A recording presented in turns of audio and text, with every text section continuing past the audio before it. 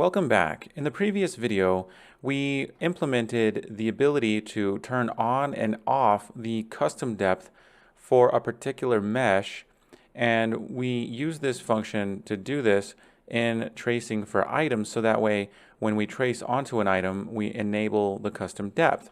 Now, we'd like to do this for our new glow material as well, so let's get started implementing that. Now let's have a look at base weapon BP and select item mesh. And in item mesh, if you scroll to the materials section, you'll see that there are many different elements for the different materials for this mesh. And Bellica Guns is element 4. So each of these material elements have their own index. And so if we're going to be reaching onto a mesh and changing materials properties for that, we need to know which index to select. So we're going to add this material index as a variable on the item class. So let's go back to Visual Studio to item.h, and in our private variables section, let's add an int32, and we're going to call this material index. Needed a T there. Now for material index, we're going to give this a default value in the constructor, and I think a good default value will be 0, because for most items which have only a single element in their materials, that element will be element 0. But for Bellica Guns, of course, that's going to be 4. So we need to keep that in mind and set that when the time comes. Now, the next thing we're going to do, if we want to be able to change materials properties at runtime, is we're going to use something called a dynamic material instance. A dynamic material instance allows us to use a material instance and set properties on that material instance at runtime. So we're going to add a couple of variables to item.h right here. And actually, before we do that, let's give material index a U property, so that way we can set this from Blueprint. So we're going to set this to be edit anywhere, Blueprint read write, and we'll give this category item properties and the same meta specifier as the others. Now let's go ahead and give this a comment and say index for the material we'd like to change at runtime. And now for our dynamic material instance. So there's a class called uMaterialInstanceDynamic. We're going to make a pointer of that and call this dynamic material instance. And in addition, we're going to use a uMaterialInstance. That's also a pointer, and we're going to call this material instance. So why two different variables? Well, the material instance is what we will select in our blueprint. That way we'll know which material instance to use. And once we create a dynamic material instance, we're going to use this material instance in that dynamic material instance. So we need both of them, and we'll see how this works. Now for the dynamic material instance, we're going to set this in C++ using the material instance that we've chosen. So this is going to be visible anywhere, Blueprint read only. And I'll give this the category item properties, meta allow private access. Now for material instance, however, we're going to set this in Blueprint. So we're going to make this U property edit anywhere, Blueprint read write, and category item properties allow private access. Now we're going to give these some comments. And for this, we're going to say dynamic instance that we can change at runtime. And for our material instance, we're going to give this a comment and say material instance used with the dynamic material instance. Okay, so this gives us the dynamic material instance that we're going to be setting on our mesh. Now, how are we going to assign this material to our mesh? Well, we could do so in the construction script. The construction script is a script that runs under certain conditions. It runs if we move our actor in the world or if we change a property on the actor. This is run before the game starts.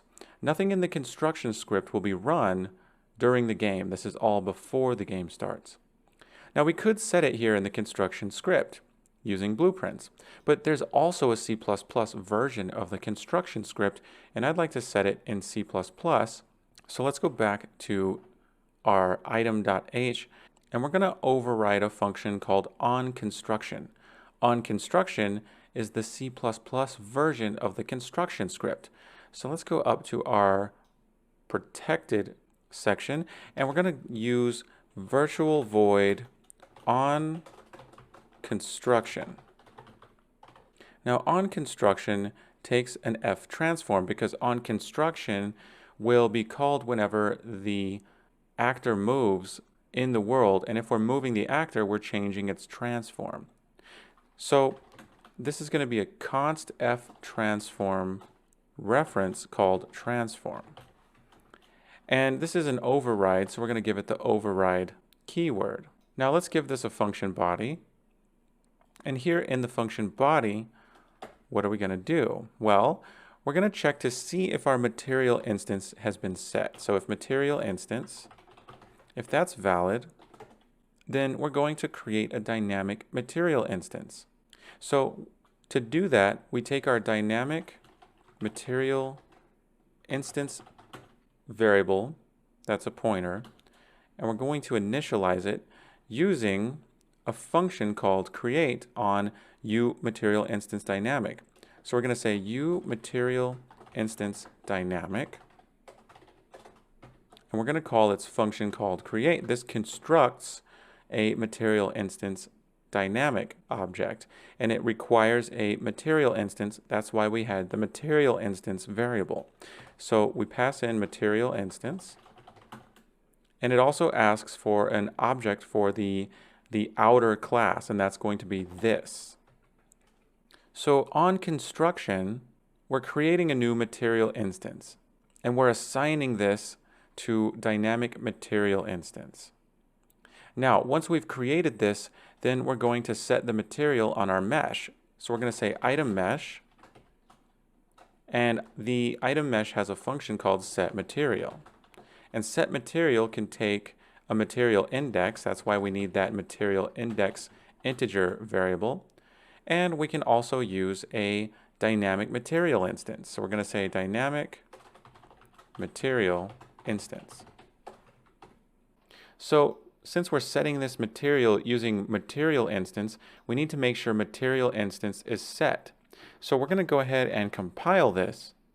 So we're compiled, and here in the editor, what we're going to do is go to base weapon BP and select the base weapon BP self, and we want to find our material instance.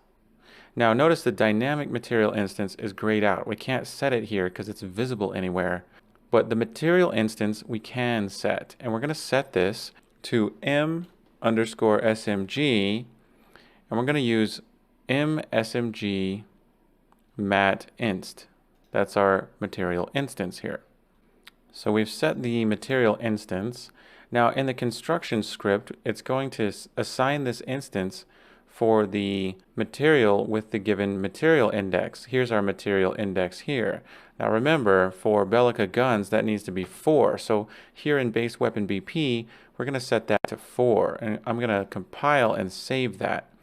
Now if we go back into the world, we'll see here that all of these have the dynamic material instance applied to them. You see, we get the scrolling line effect on all of the guns because that construction script has now assigned that material to them. Okay, so that's going to conclude this video. We now know how we can create a dynamic material instance and assign it using onConstruction, which is the C++ version of the construction script. In the next video, we're going to learn how we can set those material instance parameters from C++. So stay tuned.